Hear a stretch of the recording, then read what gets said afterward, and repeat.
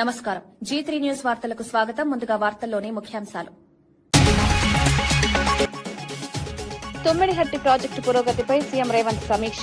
సాగునీటి విస్తరణపై అధికారుల చర్చ. పనుల్లో ఆలస్యం లేకుండా పర్యవేక్షణ. రైతులకు లాభాలు చేకూరేలా చర్యలు.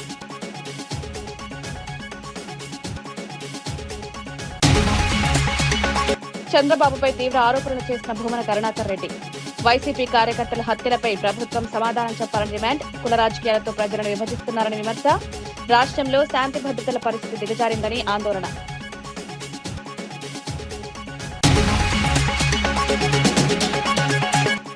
కాంగ్రెస్ లో సేవాదళ్ కీలక పాత్రపై జూపల్లి వ్యాఖ్యలు. కార్యకర్తల అంకితభావమే పార్టీ బలం. సేవాదళ్ సేవలకు తగిన గుర్తింపు. క్షేత్రస్థాయిలో పార్టీ విస్తరణలో కీలక పాత్ర.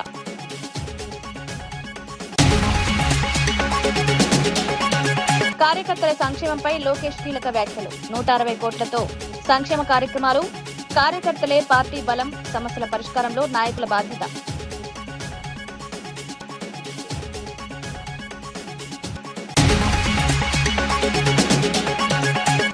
ఇంధన సరఫరా సమీక్షపై నిర్వహించిన కిషన్ రెడ్డి. రాష్ట్రంలో కొరత లేదని స్పష్టం. పుకార్ల వల్లే కృత్రిమ కొరత. ప్రజలు అపోహలకు లోను కాకుండా ఉండాలని సూచన.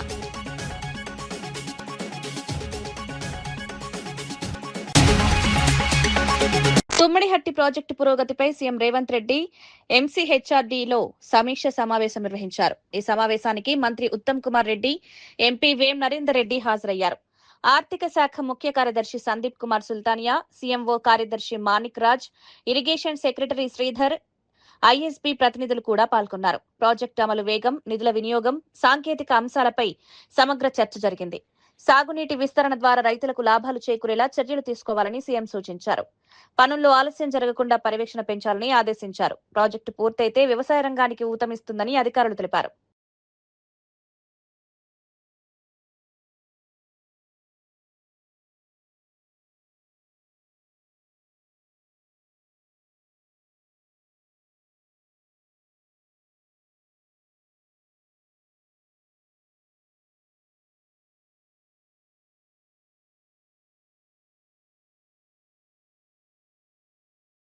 మంత్రి పదవిపై కోమటిరెడ్డి రాజగోపాల్ రెడ్డి కీలక వ్యాఖ్యలు చేశారు. రాహుల్ గాంధీ, సీఎం రేవంత్ రెడ్డి నాయకత్వంలో పార్టీ అభివృద్ధికి కట్టుబడి పనిచేస్తారని తెలిపారు. అధిష్టానం ఇచ్చిన హామీని ఖచ్చితంగా నిలబెట్టుకునేందుకు నమ్మకం ఉందన్నారు.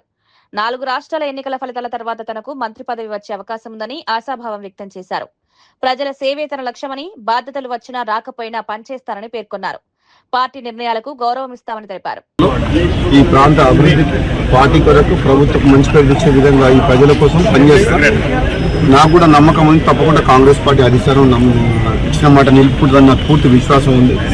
ఈ 5 రాష్ట్రాల ఎన్నికలు అయిపోయిన తర్వాత నాకు కూడా అనిపిస్తుంది తప్పకుండా మంత్రివర్గ విస్తరణ జరిగితే అధిష్టానం నా విషయంలో తప్పకుండా సీరియస్ గా ఆలోచించి నిర్ణయం తీసుకుంటారని చెప్పి నేను అనుకుంటున్నాను. కేంద్ర ప్రభుత్వం వైఫల్యంతోనే ఇంధన కొరత ఏమైనా ఏర్పడుతుంది రాష్ట్రంలో? కేంద్ర ప్రభుత్వం ఏం చేస్తుంది? అక్కడ ఇరాన్, అమెరికా కొట్లాడుకుంటే డెఫినెట్ గా ప్రపంచంలో ఎక్కడ యుద్ధమైనా సరే మనం ప్రపంచ దేశాల మీద ఎటువంటి ముడి సరుకుల మీద ఆధారపడ్డప్పుడు ఆ యుద్ధ ప్రభావం అనేది భారతదేశం మీద ఉంటుంది. కాబట్టి డెఫినెట్ గా మనకు ఇప్పుడు డీజిల్ కొరత, పెట్రోల్ కొరత ఉన్నది. అది టెంపరీ సమస్యనే కాబట్టి రాబోయే రోజుల్లో యుద్ధం ముగిసిన తర్వాత మనం ఆటోమేటిక్ గా నార్మల్ అయిపోతుంది. కాబట్టి దాన్ని రాజకీయం చేయాల్సిన అవసరం లేదు. కేంద్రంలో బీజేపీ పార్టీ ఉంది, రాష్ట్రంలో కాంగ్రెస్ పార్టీ ఉంది. కాబట్టి ఒక ప్రత్యేకమైన పరిస్థితి, యుద్ధ వాతావరణం వచ్చినప్పుడు మనం అర్థం చేసుకుని ప్రజలందరూ కూడా సహకరించాలి తప్పితే దాన్ని కూడా రాజకీయం చేయడం కరెక్ట్ కాదు అని చెప్పి. వైఎస్ఆర్సీపీ నేత భూమన కరుణాకర్ రెడ్డి సీఎం చంద్రబాబుపై తీవ్ర విమర్శలు చేశారు. ఏడాదిన్నర కాలంలో 700 మంది వైసీపీ కార్యకర్తలు హత్యకు గురయ్యారని ఆరోపించారు. రాష్ట్రంలో హింసాత్మక రాజకీయాలకు చంద్రబాబు కారణమన్నారు. కుల రాజకీయాలను ప్రోత్సహిస్తూ ప్రజలను విభజిస్తున్నారని విమర్శించారు. శాంతి భద్రతల పరిస్థితి దిగజారిందని ఆందోళన వ్యక్తం చేశారు. ప్రజాస్వామ్య విలువలు దెబ్బతింటున్నాయని పేర్కొన్నారు. ఈ ఘటనలపై ప్రభుత్వం సమాధానం చెప్పాలని డిమాండ్ చేశారు. వాళ్ళ నాయకులకు ఆయన ప్రసంగించినటువంటి శుద్ధులు వింటే ఎంత ఆశ్చర్యంగా ఉంటుందంటే, ఆయన ఇప్పటి వరకు రాజకీయులతోనే రాజకీయం చేశా, హంతకులతో నేను రాజకీయాలు చేయలేదు అని మొదలుపెట్టి మా నాయకుడి మీద వైఎస్ఆర్ కాంగ్రెస్ పార్టీ మీద ఆయన మాట్లాడిన దుర్భాషలు అన్నీ ఇన్ని కావు. చంద్రబాబు గారు మమ్మల్ని ఏదో ఓసిడి ఉన్నటువంటి వ్యాధిగ్రస్తులని, సిసిడి వ్యాధిగ్రస్తులని రకరకాలైనటువంటి మాటలు మాట్లాడినారు.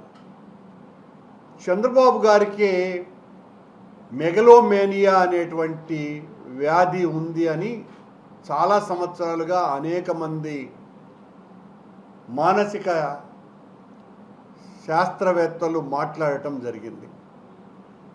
ఉన్నది లేనట్టుగా భ్రమించి తనను తాను చాలా ఉన్నతుడుగా చిత్రీకరించుకొని ఆయన చెప్పేటువంటి శుద్ధులు అన్నీ ఇన్నిగా. వేదాలు రాసింది ఆకివీడు రామాలయ పునర్నిర్మాణాన్ని అడ్డుకోవాలని దాఖలైన పిల్పై హైకోర్టులో విచారణ జరిగింది. రామాలయ కమిటీ తరపున సీనియర్ న్యాయవాది వైవి రవిప్రసాద్ సమర్థవంతంగా వాదనలు వినిపించారు. ఆలయ నిర్మాణానికి అడ్డంకులు సృష్టించకుండా పనులు కొనసాగించాల్సిన అవసరాన్ని వివరించారు. ఈ వ్యవహారంపై కోర్టు కీలక అంశాలను పరిశీలించింది. కేసు తదుపరి విచారణకు వాయిదా పడింది. ఈ సందర్భంగా డిప్యూటీ స్పీకర్ రఘురామకృష్ణంరాజు న్యాయ బృందానికి కృతజ్ఞతలు తెలిపారు. శ్రావణ్ కుమార్ అనే ఒక మాజీ మెజిస్ట్రేట్ లాయర్గా అవతారం ఎత్తిన తర్వాత చాలా దిక్కుమాలిన కేసులు వేస్తున్నాడు.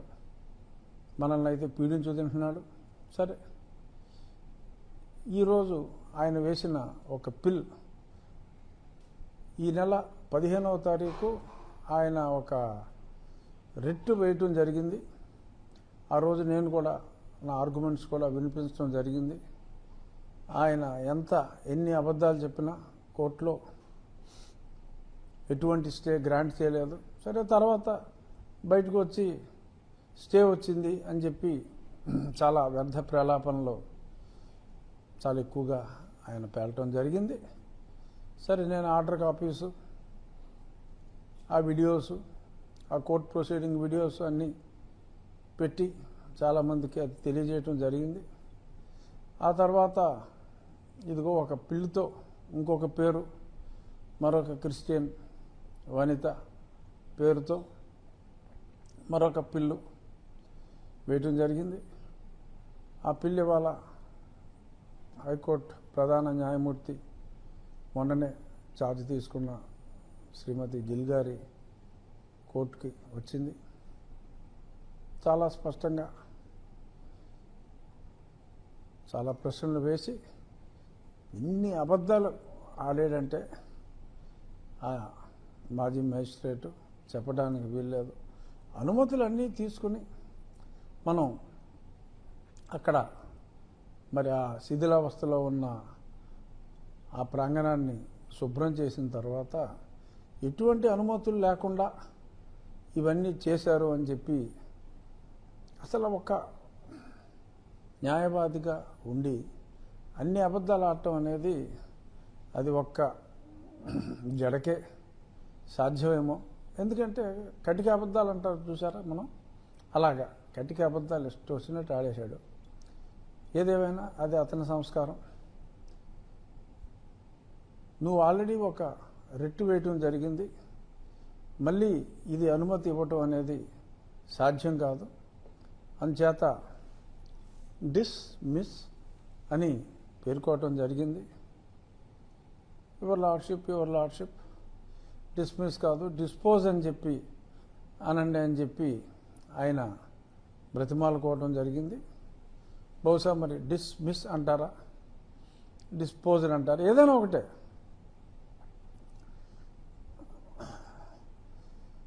దవడ బదలు కొట్టానంటాం, చెంప మీద కొట్టితిరి అంటాం, రెండు ఒకటే, కానీ ఆ ఇంటెన్సిటీలో తేడా ఉంటుంది.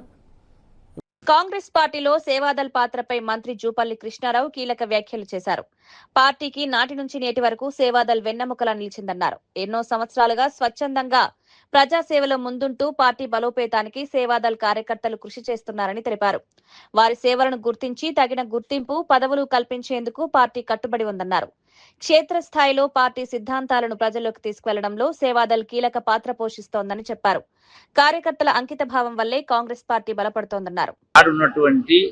కోట్లాది మంది జనాన్ని, ప్రజల్ని దేశ స్వాతంత్రం కోసం సమాయత్తం చేయడం కోసం ఒక సేవాదల్ను పటిష్ట చేసి ఈనాడు ఉన్నటువంటి సాంకేతిక పరిజ్ఞానం, టీవీలు, పేపర్లు లేకపోయినా కూడా గ్రామానికి సేవాదల్ కార్యకర్తల ద్వారా జాతిని మొత్తాన్ని కూడా సంఘటన చేసి దేశ విముక్తి కోసం సంఘటన చేసినటువంటిది ఈ యొక్క సేవాదల్. అంటే కాంగ్రెస్ పార్టీకి వెన్నెముక లాంటిది సేవాదల్. ఆనాటి నుంచి ఈనాటి వరకు ఇక్కడ ఒక్కొక్కరు ఈ యొక్క సేవాదల్లో ఈ యొక్క ట్రైనింగ్ లో పాల్గొన్న వాళ్ళు కొంచెం చూస్తే 20, 30, 40 సంవత్సరాల నుంచి సేవలు అందిస్తూనే ఉన్నారు. ఈనాటి రాజకీయ వ్యవస్థలో ముఖ్యంగా మతాల పేరు మీద బీజేపీ దేశాన్ని విడగొట్టేటువంటి కార్యక్రమం, ఇంకోవైపున రకరకాల పంచాయతీల పంచాయతీ. ఇలాంటి సందర్భంలో రాష్ట్రం, దేశంలో ఆనాటి మహానుభావులు కలగన్నారో భారతదేశం ఏ విధంగా ఉండాలి కింద కాలక్రమేణా ఆ గుణగణాలు పోయినాయి, ఆ సేవాభావం పోయి యావత్ దేశంలో కూడా ప్రపంచం మళ్ళీ దేశానికి స్వాతంత్రం ఇచ్చిన మహనీయుల యొక్క కళలు నెరవేరాలంటే అలాంటి గుణగణాలు, సేవాభావం, అట్లాగే ప్రజల కష్ట సుఖాల పాలు పంచుకోవడం, ధైర్యము, సాహసము కావాలంటే ఇంకా ఈ యొక్క మళ్ళీ ఈ సేవా దళం అనేది కాంగ్రెస్ పార్టీ సేవాదళంలో దీన్ని ఇంకా విస్తరించాల్సిన అవసరం ఉంది. ఈ యొక్క ఆ మైండ్ సెట్ ఉన్నటువంటి వాళ్ళు ఇంకా సేవాదళంలో పెద్ద ఎత్తున పెంచేటువంటి ఏర్పాటు చేసి గ్రామానికి విస్తరించి ఏర్పాటు చేసి తెలంగాణ రాష్ట్రం తీసుకుంటే తెలంగాణ రాష్ట్రం ఏదైతే సాధన కోసం అమరవీరులు త్యాగాలు చేసిందో వాళ్ళ యొక్క ఆశలు నెరవేరాలన్నా, కళలు నెరవేరాలన్నా, అట్లాగే ఆనాటి మహానుభావులకు దేశాన్ని స్వాతంత్రించిందో వాళ్ళ యొక్క ఆశయాలు నెరవేరాలన్నా ఇలాంటి సేవాదళను ఇంకా విస్తరించే కార్యక్రమం చేసి ప్రజలను ఈ విలువల పట్ల, ఈ యొక్క గుణగణాల పట్ల సమాజాన్ని జాగృతం చేయడం కోసం ఈ సేవాదళను విస్తరించాల్సిన అవసరం ఉంది. కాంగ్రెస్ పార్టీ పరంగా, ప్రభుత్వ పరంగా ఎంత చేసినా ఈ సేవాదళ కార్యకర్తలు తక్కువనే, చేయాల్సింది చాలా ఉంటుంది. కాబట్టి వీళ్ళకు కూడా ఈ యొక్క నామినేటెడ్ పదవుల్లో కూడా కొంత ప్రోత్సాహం ఇవ్వాల్సిన అవసరం ఉంది, వాళ్ళని గుర్తించాల్సిన అవసరం ఉంది. మేము కూడా ఇప్పుడు చెప్పినాం, మా ముఖ్యమంత్రి గారితో, మా కేసీ రెడ్డి గారితో చెప్పి వాళ్ళకు సముచిత స్థానం ఇచ్చే కార్యక్రమం చేసి ఈ యొక్క మంచి కార్యక్రమం, ఈ యొక్క ట్రైనింగ్ అనేది మంచి కార్యక్రమం చేస్తాం. డీజిల్ సరఫరాపై పరిమితులు విధించడంపై వైసీపీ నేత వడ్డీ రఘురాం తీవ్రంగా స్పందించారు. 50 లీటర్ల పరిమితి విధిస్తే ఆక్వా రైతులు, ఎగుమతిదారులు తీవ్ర ఇబ్బందులు పడతారన్నారు. రోజుకు 1000 టన్నుల చేపల సరఫరా నిలిచిపోతుందని ఆందోళన వ్యక్తం చేశారు. జగన్ ప్రభుత్వంలో ఇలాంటి సమస్యలను వేగంగా పరిష్కరించామని గుర్తు చేశారు. ప్రస్తుత ప్రభుత్వం వెంటనే చర్యలు తీసుకుని సమస్యను పరిష్కరించాలని డిమాండ్ చేశారు. 24 గంటల్లో పరిష్కారం చూపకపోతే బంక్లను మోయించే ఆందోళనకు గురితిగుతామని హెచ్చరించారు. ముఖ్యమంత్రిగా ఉన్నప్పుడు ఈశాన్య రాష్ట్రాల్లో పాలికెమికల్ మనం కలిపామని అక్కడ ఉన్నటువంటి ఈశాన్య రాష్ట్రాల్లో ఉన్న ఎంపీలు అక్కడ 300 నుంచి 400 ఎకరాలు సాగు చేసినప్పుడు అక్కడ ఫిష్ మార్కెట్ చేసుకోవడానికి పాలికెమికల్ కలిపారని మన దగ్గర కొన్ని లేనిపోయినాయని చెప్పడం జరిగింది. మన లోడ్లన్నీ కొన్ని వేల టన్నుల కన్నుడు మన నాగాలాండ్ కానీ, అస్సాం కానీ, మిజోరాం కానీ, కలకటాకి వెళ్ళేది కొన్ని వేల టన్నుల రోడ్ల మీద ఆగిపోయింది. అప్పుడు అప్సరా వైస్ చైర్మన్ గా ఆ రోజు పొలం మాణికన్నయ్య గారు స్పెషల్ చీఫ్ సెక్రటరీ సీఎం గారి దగ్గరికి వెళ్ళి మేమందరం మాట్లాడితే అప్పుడు జగన్మోహన్ రెడ్డి గారు అప్పుడు ఉన్నటువంటి సెంట్రల్ మినిస్టర్ పురుషోత్తం రూపాల గారితో మాట్లాడి అక్కడ ఉన్న సార్తో పాటు వాడు ఎంపీలుగా చేసిన వాళ్ళు ముఖ్యమంత్రిగా ఉన్నారు కాబట్టి వాళ్ళతో మాట్లాడి 24 గంటల్లో ఈ ఫిష్ లోడ్ అంతా కూడా ఈశాన్య రాష్ట్రాల్లో సేల్ చేసి మన రాష్ట్రంలో పాలికెమికల్ కలపట్లేదు అని ఛాలెంజ్ చేసి ఆ గవర్నమెంట్ కి మనం నిజ నిర్ధారణ చేసి సర్టిఫికెట్లతో సహా మనం ఇచ్చిన కార్యక్రమం ఉంది. ఇవాళ చేపల రైతులందరికీ తెలుసు, ఇవాళ డీజిల్ కొరత ఉండి మీరు చేపల రైతులు పడితే విజయవాడ దాకా వస్తే చేప ఎక్కడి నుంచి పంపుతారు? ఫ్లైట్ లో పంపుతారా, కార్గోలో పంపుతారా అని రాష్ట్ర ప్రభుత్వం అని చెప్పిందా రైతులకి? ఇవాళ ఆక్వా రైతులు ఉన్నారు. ఇవాళ ఆక్వా రైతులకి ఇవాళ ప్రొక్యూర్మెంట్ జరుగుద్ది. జరిగిన తర్వాత అక్కడి నుంచి కోనసీమలో ఉంది, లేకపోతే ఇక్కడ ఉంది. ఒక ప్రాసెసింగ్ ప్లాంట్ ఏమో వైజాగ్ లో ఉంటుంది, ఒక ప్రాసెసింగ్ ప్లాంట్ ఏమో ఎక్కడ మన ఒంగోలులో ఉంటుంది, ఒక ప్రాసెసింగ్ ప్లాంట్ ఉయ్యూరులో ఉంటుంది. రకరకాలుగా ప్రాసెసింగ్ ప్లాంట్ 130 ప్రాసెసింగ్ ప్లాంట్లు ఉన్నాయి. అందులో 70 కంపెనీలు అసోసియేషన్ లో ఉంటాయి. ఉన్నప్పుడు మీరు 50 లీటర్లు కొట్టితే ఈ రొయ్య అక్కడి నుంచి ప్రాసెసింగ్ ప్లాంట్ కి ఎప్పటికి వెళ్తుంది? అది పచ్చి సరుకు వాసన వచ్చేస్తే కోల్డ్ స్టేజ్ లో పెట్టకుండా రొయ్య రైతు నాశనం అయిపోతాడు. మీరు ఈ కార్యక్రమాలు చేస్తా మీరు ఏది లేదు అన్ని కలవు లేని ఉన్నట్టు వందలు ఉన్నట్టు చెప్పటం. ఇవాళ ఆంధ్రప్రదేశ్ లో ఆక్వా రంగాన్ని చూసుకుంటే 64,000 కనెక్షన్స్ ఉన్నాయి. ఆక్వా జోన్ గానీ నాన్ ఆక్వా జోన్ గానీ. ఇందులోంచి వైఎస్ జగన్మోహన్ రెడ్డి గారు ముఖ్యమంత్రిగా ఉన్నప్పుడు ఇవాళ 4,64,000 ఎకరాలు కల్చర్ చేస్తే 3,50,000 ఎకరాలని ఆక్వా జోన్ పరిధిలో 10 ఎకరాల లోపు తీసుకొచ్చి 3,640 కోట్లు ఇవాళ 5 సంవత్సరాల్లో ఈ రాష్ట్ర ప్రభుత్వం అప్పుడు ఉన్నట్టు వైఎస్ జగన్మోహన్ రెడ్డి గారు ఇచ్చాం. ఇప్పుడు వరకు మీరు ఇచ్చింది ఎంత? 2 సంవత్సరాలు గడుస్తుంది. ఆ రోజుల్లో మేము ఆక్వా జోన్ పరిధిలోకి రాష్ట్రం మొత్తం 64,000 కనెక్షన్స్ ఉంటే ఆక్వా జోన్ గానీ నాన్ ఆక్వా జోన్ గానీ దాన్ని మేము 50,800 కనెక్షన్స్ ని ఆక్వా జోన్ పరిధిలోకి తీసుకొచ్చాం. మీరు అసెంబ్లీలో జరుగుతున్నప్పుడు ఆక్వా రైతులందరికీ మేము ఇచ్చేసాం super 6 super success. Telugu Desam party కార్యకర్తల సంక్షేమానికి కట్టుబడి ఉందని మంత్రి నారా లోకేష్ తెలిపారు. ఇప్పటి వరకు 160 కోట్లకు పైగా ఖర్చు పెట్టామని వెల్లడించారు. విద్య, వైద్యం, స్వయం ఉపాధి రంగాల్లో అనేక కార్యక్రమాలు అమలు చేస్తున్నామన్నారు. కార్యకర్తల సమస్యలను పరిష్కరించేందుకు ప్రతి నాయకుడు బాధ్యత తీసుకోవాలని సూచించారు. పార్టీ బలోపేతానికి కార్యకర్తలే బలమని పేర్కొన్నారు. వారి సంక్షేమమే పార్టీ లక్ష్యమని స్పష్టం చేశారు. రూపాయలు ఖర్చు పెట్టిన ఏకైక పార్టీ ఒక తెలుగుదేశం పార్టీ. విద్య, వైద్యం, స్వయం ఉపాధికి అనేక కార్యక్రమాలు చేస్తున్నాం. ఏకంగా ఒక పెద్ద వ్యవస్థని మేము ఈరోజు ఏర్పాటు చేసాం. బ్లాక్ 2లో ఆ వ్యవస్థ పనిచేస్తుంది. కార్యకర్తలకు అండగా నిలబడతాం. కార్యకర్తల తరపున వాళ్ళ సమస్యలు పరిష్కరించే బాధ్యత మనందరం తీసుకోవాలని ఈ సభాముఖంగా కోరుతున్నాం. గడిచిన 44 ఏళ్ల ప్రయాణంలో పడ్డాం, లేచాం, కానీ ఎప్పుడు నిలబడ్డాం, ఎప్పుడూ మన అధైర్యపడలేదు. దానికి ప్రధానమైన కారణం మన సిద్ధాంతాలు. సమాజమే దేవాలయం, ప్రజలే దేవుళ్ళు అని చెప్పిన గొప్ప నాయకుడు అన్న ఎన్టీఆర్. ఆయన ఆశయాలతో మనం ఇన్నాళ్ళు నడుచుకుంటూ వచ్చాం. మారిన కాలానికి మనం జరిగిన మహానాడులో 6 శాసనాలు మనం ప్రకటించుకుంటాం జరిగింది. ఆ 6 శాసనాల పైన వేదిక పైన ఉన్న పెద్దలతో చర్చించాం, వేదిక ముందర ఉన్న నాయకులతో చర్చించాం.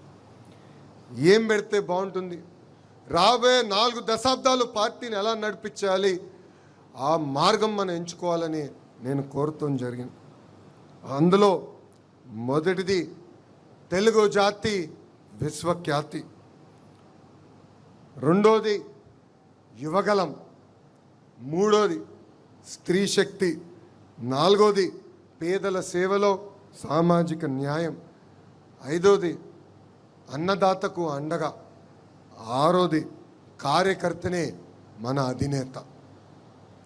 ఇది మీ అందరికి ఎందుకు గుర్తు చేస్తున్నానంటే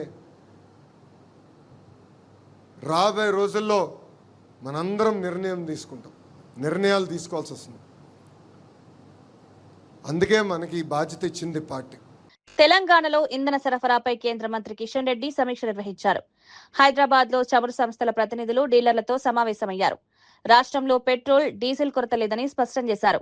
పుకార్ల కారణంగా ప్రజలు భయాందోళనకు గురవుతున్నారన్నారు. అవసరానికి మించి నిల్వలు చేసుకోవడం వల్ల కృత్రిమ కొరత ఏర్పడుతోందని తెలిపారు. సరఫరా వ్యవస్థ సక్రమంగా కొనసాగుతోందన్నారు.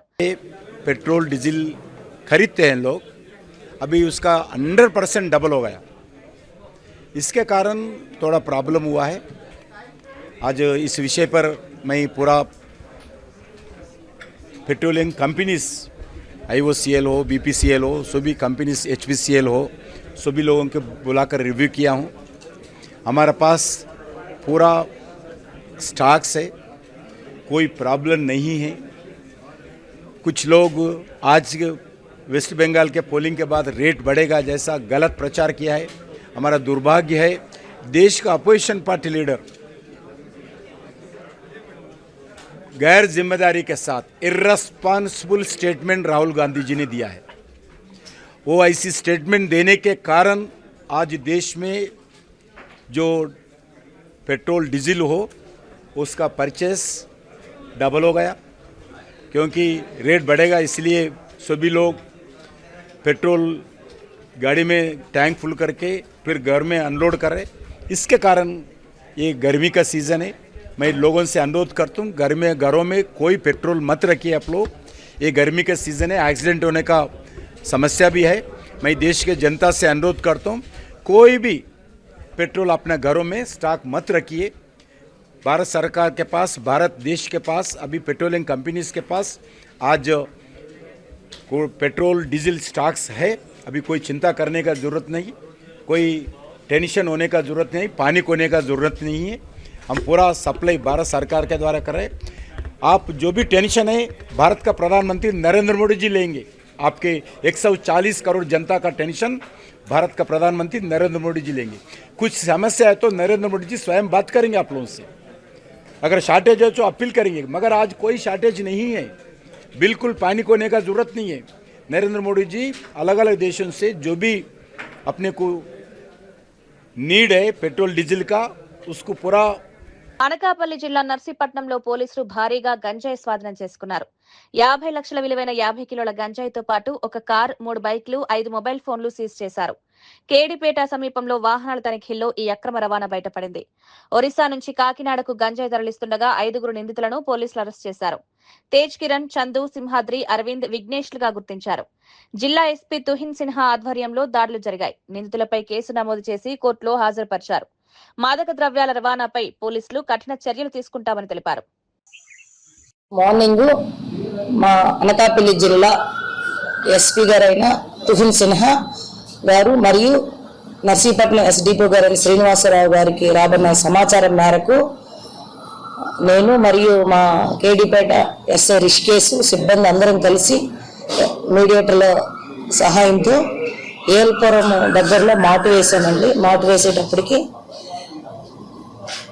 ఏజెన్సీ నుంచి ఒక కారు, 3 బైకులు, ఒక 5 మెంబర్స్ని మీడియేటర్ సమక్షంలో పట్టుకున్నాం. వాళ్ళకి పట్టుకొని విచారించగా వాళ్ళ నుంచి మాకు గంజాయి సమాచారం వచ్చింది. గంజాయి కూడా దొరికింది. కారులో ఒక 2 ప్రయాణించారు. ఆ 2లో ఒకడు ఆయన తేజ, కాకినాడ వాకలపూడి గ్రామం. అతను పాత నేరస్తుడు. ఆయన మీద ఒక 10 కేసులు ఉన్నాయి.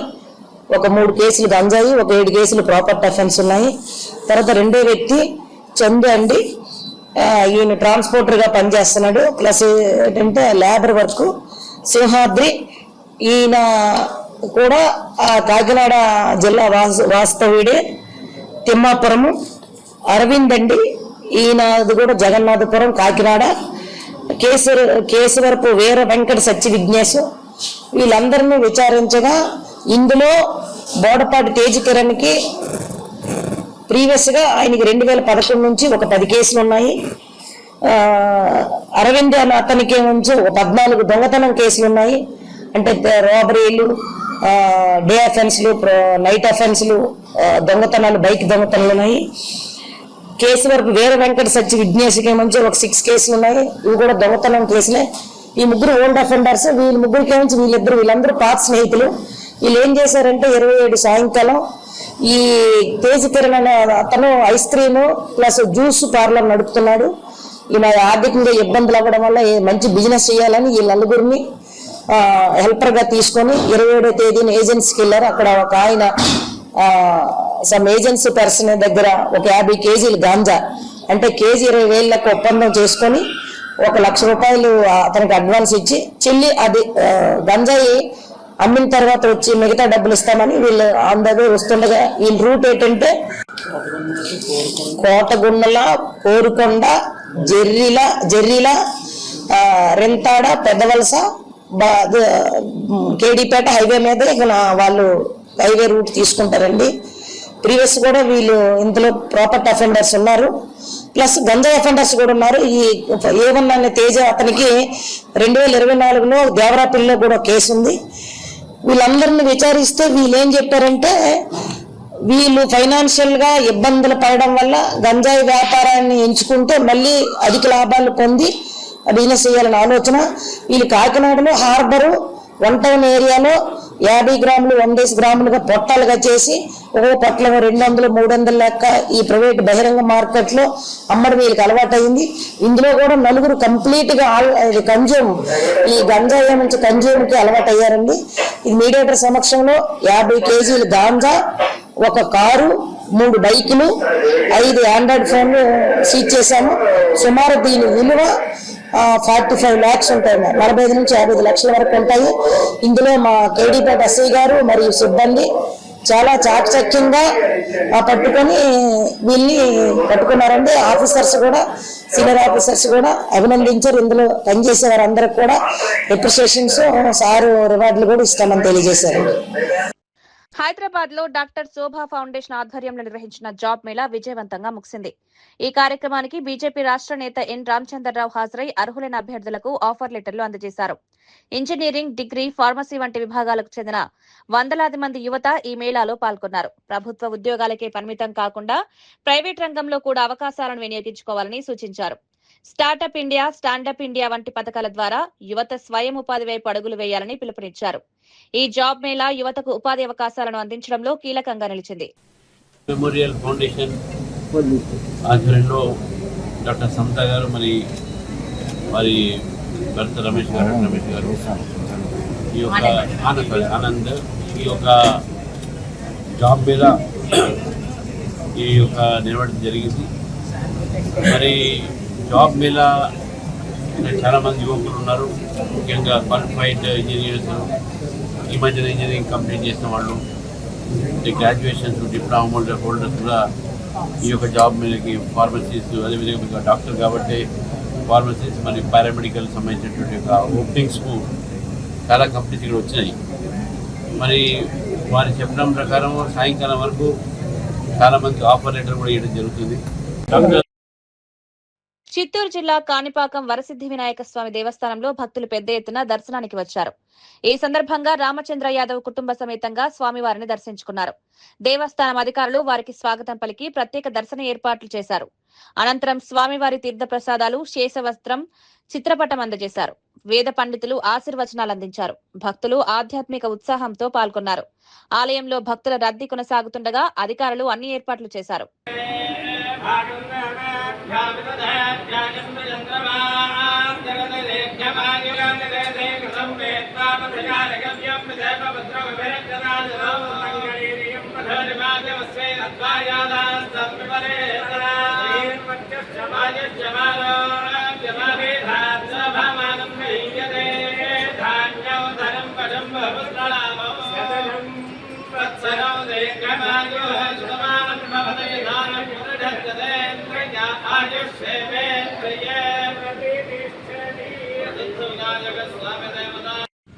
ఓం గం గణపతయే నమః.